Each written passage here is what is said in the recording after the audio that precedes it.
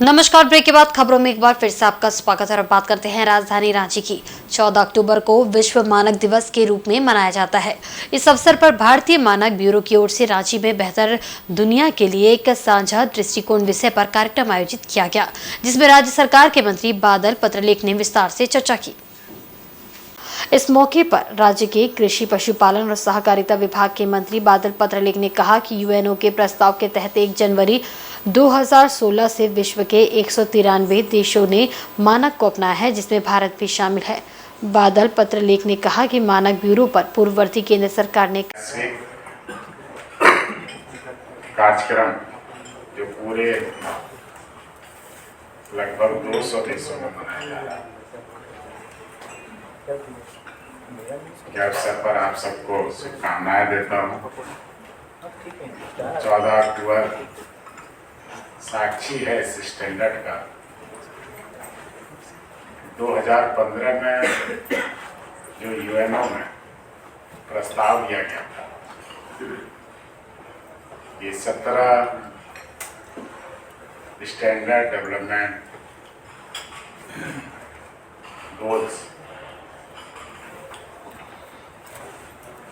जो उन्होंने लक्ष्य तय किए थे, उसके अनुरूप हम सबको अनुपालन करना है। और 1 जनवरी 2016 से 193 देशों ने इसे अपनाया, जिसमें हमारा भारत भी और हमारी राज्य सरकार भी। मैं अभी सभी उन गोल्स को देख रहा था। 15 से पहले भी इस पर जो पूर्व की भारत की सरकार थी, उन्होंने इस पर काम किया और वर्तमान सरकार ने भी इसको बढ़ाने अपने बजटीय या फिर अपने सोच में, अपने कार्यकाल में, अपने कार्यक्रमों से इसको परिभाषित किया। इस मौके पर जमशेदपुर स्थित भारतीय मानक ब्यूरो के वैज्ञानिक एस.के. वर्मा ने कहा कि देश में भारतीय मानक ब्यूरो इंडियन स्टैंडर्ड को पूरा करता है। उन्होंने कहा कि दुनिया के कई देशों में कई बैठकों के बाद ये तय किया गया कि कंपनियों द्वारा बनाए गए प्रोडक्ट को एक मानक के तहत लाया जाए, ताकि उसके मूल्य, माप और गुणवत्ता में अंतर स्पष्ट हो। उद्देश्य यही है। ये जैसा कि आप लोग जानते हैं कि 3 ऑर्गेनाइजेशन है जो वर्ल्ड लेवल पे ये काम करती है। एक ISO है, एक IC है, एक ITU है। ISO जो है वो सारी तरह की स्टैंडर्ड बनाती है। ITU जो है टेलीकम्युनिकेशन पे बनाती है और IC इलेक्ट्रोटेक्निकल कमीशन जो है इलेक्ट्रिकल इंजीनियरिंग के फील्ड में स्टैंडर्ड बनाती है। तो ये तीनों मिलकर जो है हमारा पूरा जितना भी तरह का स्टैंडर्डाइजेशन होता है वर्ल्ड लेवल पे, ये सारा स्टैंडर्डाइजेशन की एक्टिविटी की जाती है उनके तरफ से। इंडिया में हम लोग इंडियन स्टैंडर्ड बनाते हैं। जैसा कि आप जानते होंगे, ब्यूरो ऑफ इंडियन स्टैंडर्ड जो है इंडियन नेशनल स्टैंडर्ड बॉडी है और हमारा मेन काम है इंडियन नेशनल स्टैंडर्ड बनाना। इसके अलावा हम लोग उसी स्टैंडर्ड को इंप्लीमेंट करते हैं अपने कंफर्मिटी असेसमेंट स्कीम के द्वारा, जो लोगों में प्रचलित है। ISI मार्क से लोग ज्यादा उसको जानते हैं और हॉल मार्क से ज्यादा उसको जानते हैं। तो ये जो शुरुआत हुई, ये थोड़ी पहले हुई थी। 1992 में पहली बार एक हमारी मीटिंग हुई थी रियो डी जेनेरियो, ब्राजील में। तो उसमें एक बात उठी थी कि क्यों ना हम लोग जो ये मैनकाइंड को रेपिटेटिव प्रॉब्लम होता है उसके लिए कुछ सॉल्यूशन दिया जाए। ये बातें चलती रही। कम से कम 2-3 मीटिंग इसकी हुई। न्यूयॉर्क में 99 में हुई, फिर साउथ अफ्रीका में हुई, फिर एक बार 2012 में एक बार फिर से रियो डी जेनेरियो में एक मीटिंग हुई और उसमें ये डिसाइड किया गया कि जो वर्ल्ड को जो मेन प्रॉब्लम जो है जो अफेक्ट कर रही है, क्यों ना उसका एक लिस्ट चॉक आउट किया जाए और उसको सॉल्व करने के लिए, उस प्रॉब्लम्स को सॉल्व करने के लिए एक कोई तरीका निकाला जाए।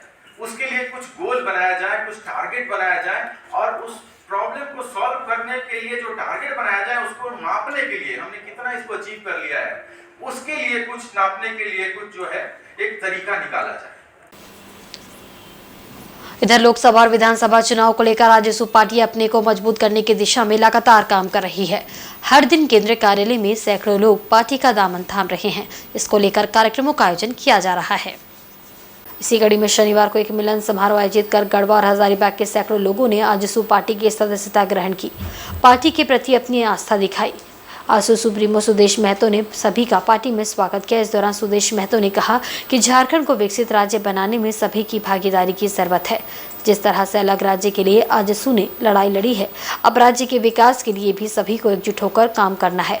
सभी धर्म जाति के लोगों को साथ लेकर ही आजसू आगे की लड़ाई भी लड़ेगी। कि जो लोग बड़े पदों पे होते हैं, जिनकी जवाबदेही बड़ी होती है, उनको अपने ही द्वारा बनाए गए, चाहे वो भारत सरकार का प्रतिष्ठान हो या राज्य सरकार का प्रतिष्ठान हो, सम्मान करना चाहिए।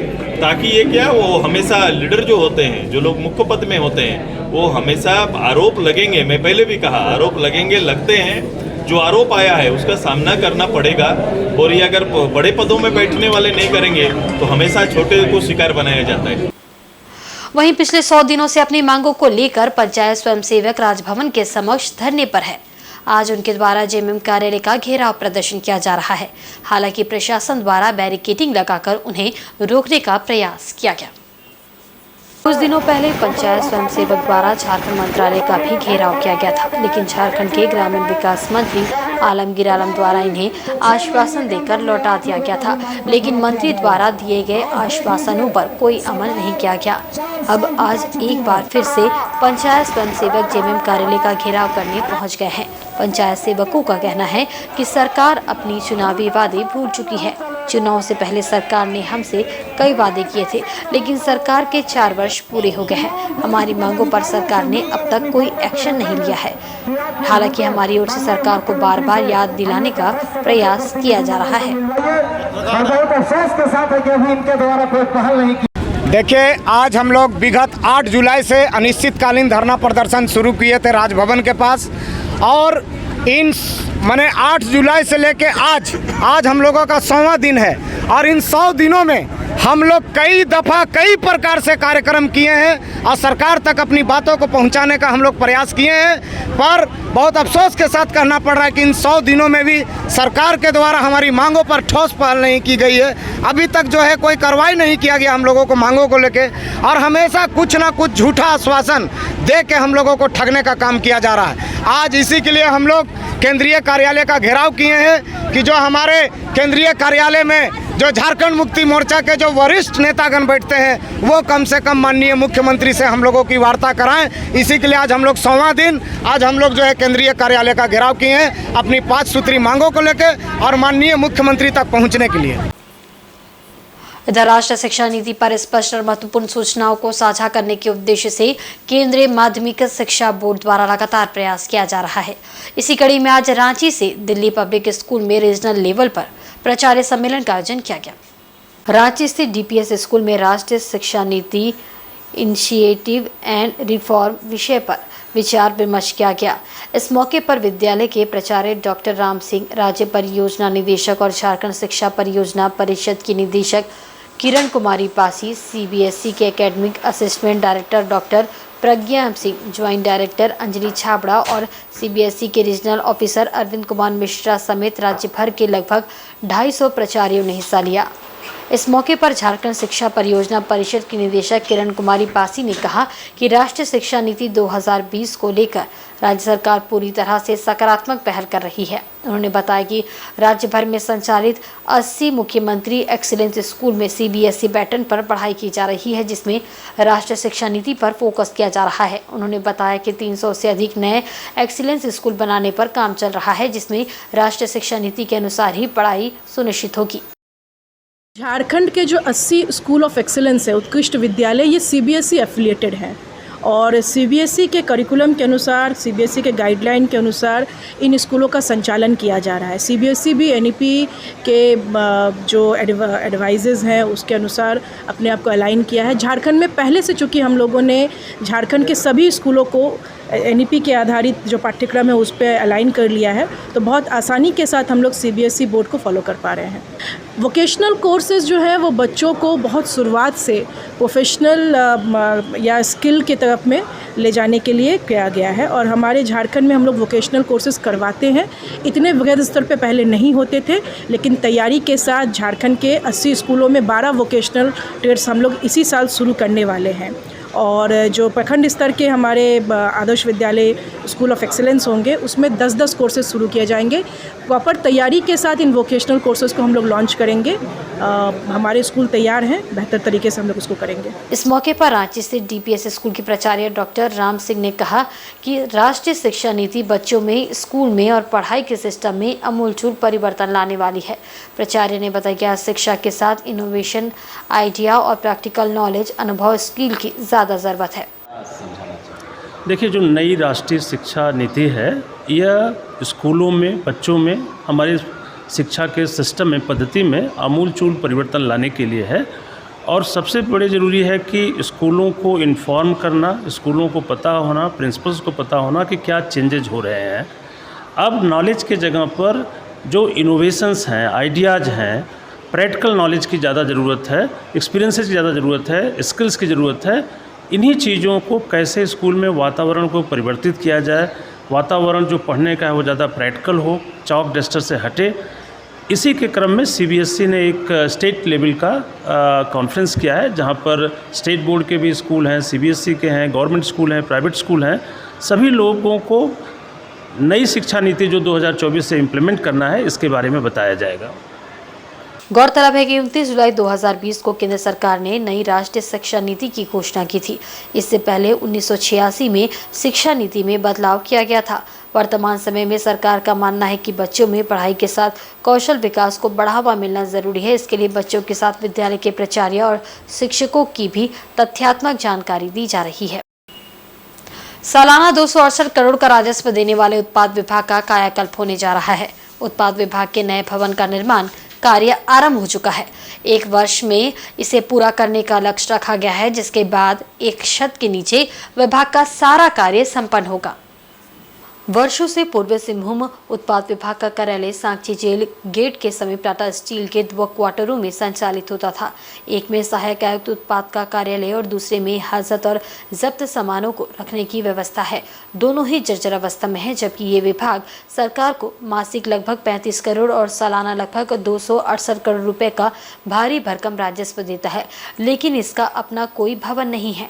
कई बार भवन के लिए राज्य सरकार से पत्राचार किया गया। अंत में 2022 में सरकार ने इसकी अनुमति प्रदान की। उसके बाद सभी प्रक्रिया पूरी कर ली गई है। अब भवन निर्माण विभाग द्वारा कार्य आरंभ कर दिया गया है। वर्तमान में जेल गेट के सामने वाले कार्यालय को तोड़ा जा रहा है। वहां 1 करोड़ 25 लाख की लागत से 2 मंजिला भवन का निर्माण किया जाएगा। सहायक आयुक्त उत्पाद रामलीला रवानी ने नए भवन के बारे में जानकारी देते हुए बताया कि नया भवन 1 वर्ष में बनकर तैयार हो जाएगा, जिसके भूतल पर अलग अलग स्त्री पुरुष का हाजत, मालखाना, बैरक और कैंटीन होगा। वहीं प्रथम तल्ले पर कंप्यूटर कक्ष, निरीक्षक उत्पाद, अवर निरीक्षक का कार्यालय होगा, जबकि द्वितीय तल पर सहायक आयुक्त उत्पाद का कार्यालय होगा। साथ ही सभी तल पर शौचालय की व्यवस्था रहेगी। उन्होंने कहा कि नए भवन के बन जाने से समय की बचत के साथ कार्य करने में काफी सहूलियत होगी। अप्रैल को हम लोग को पैसा मुख्यालय स्तर पर आया है ना। इसको हम लोग भवन निर्माण विभाग को ट्रांसफर कर दिए हैं और 1.25 करोड़ के 1 करोड़ 25 लाख रुपए का एस्टिमेट भी भेजा गया है। और इसमें हाजत, मालखाना, बैरक, उत्पाद निरीक्षक का कार्यालय, सहायक आयुक्त उत्पाद का कार्यालय, अवर निरीक्षक उत्पाद का कार्यालय, महिला और पुरुष का हाजत अलग अलग बनाया गया है। मालखाना भी इसमें रहेगा और बैरक भी रहेगा। इस तरह सभी कुछ एक ही जगह पर रहेगा। ये जस्ट पुराना जो पहले था उसी में बन रहा है। स्क्वायर फीट कितना बन रहा है वो भवन निर्माण वाले ही बता पाएंगे, है ना। ग्राउंड फ्लोर में जैसे रहेगा कि हाजत है और बैरक है इत्यादि रहेगा, और ऊपर में कार्यालय रहेगा जो अवर निरीक्षक उत्पाद, सहायक उत्पाद कार्यालय रहेगा।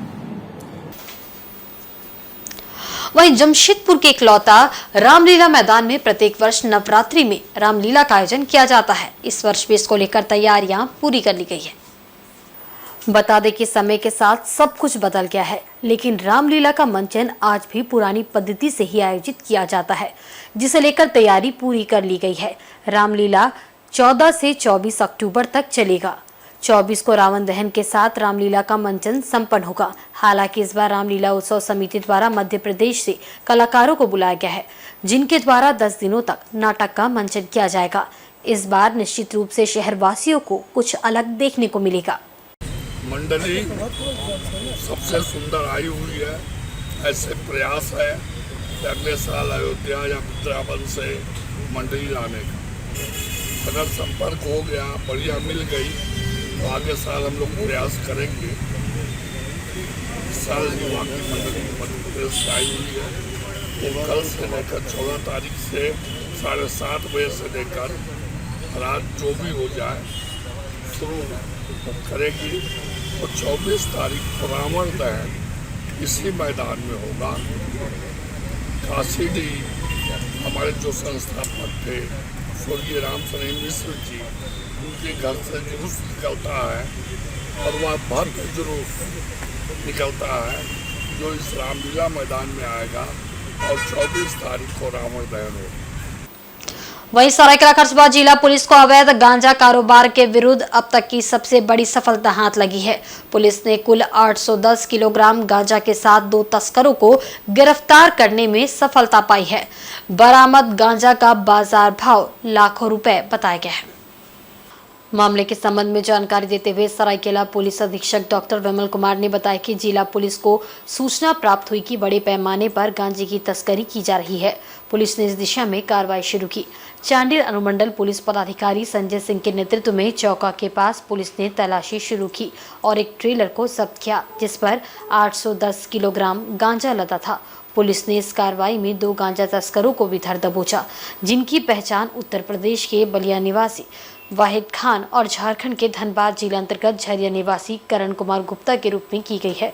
जबकि एक व्यक्ति जो सफेद रंग के स्कॉर्पियो में सवार था, वह अंधेरे का फायदा उठाकर भागने में सफल रहा। उसकी पहचान गिरफ्तार किए गए दोनों आरोपियों से प्राप्त जानकारी के बाद की गई है। बताते चले कि सरायकेला जिले के चांडिल अनुमंडल क्षेत्र अंतर्गत ईचागढ़ थाना क्षेत्र के सुदूरवर्ती ग्रामीण जंगल क्षेत्र में अक्सर और अफीम की खेती की सूचना पुलिस को प्राप्त होती है, जिस पर जिला पुलिस समय समय पर जागरूकता अभियान चलाकर ग्रामीणों को गांजा की खेती न करने की सलाह देती है। बावजूद इसके चोरी छुपे इन क्षेत्रों में गांजा और अफीम की खेती होती रहती है। पुलिस द्वारा फसल तैयार होने से पूर्व ही अभियान चलाकर खेतों में लगी फसलों को नष्ट किया जाता है।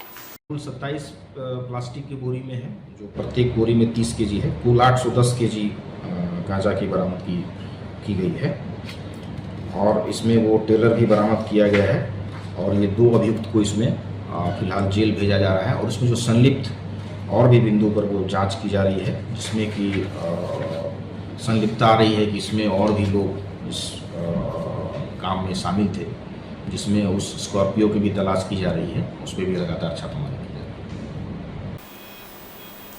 इधर घाटशिला में मानकी मुंडा पूर्वी सिंहभूम जिला संघ की एक बैठक आयोजित की गई। बैठक में तय किया गया कि पेशा कानून में व्याप्त त्रुटियों में सुधार के लिए मुख्यमंत्री के नाम एक ज्ञापन उपायुक्त को सौंपा जाएगा।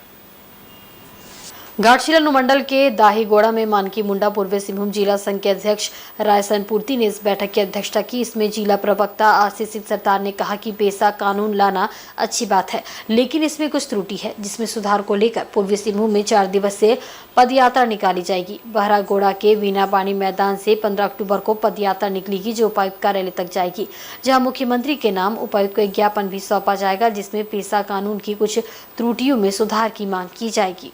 पदयात्रा के माध्यम से हम सरकार को, प्रशासन को और पूरे आवाम को ये बताना चाहते हैं कि हम आदिवासी हैं, प्रकृति के साथ हम जुड़े हुए हैं और प्रकृति से जुड़ाव, लगाव हमारा अपना परिचय है।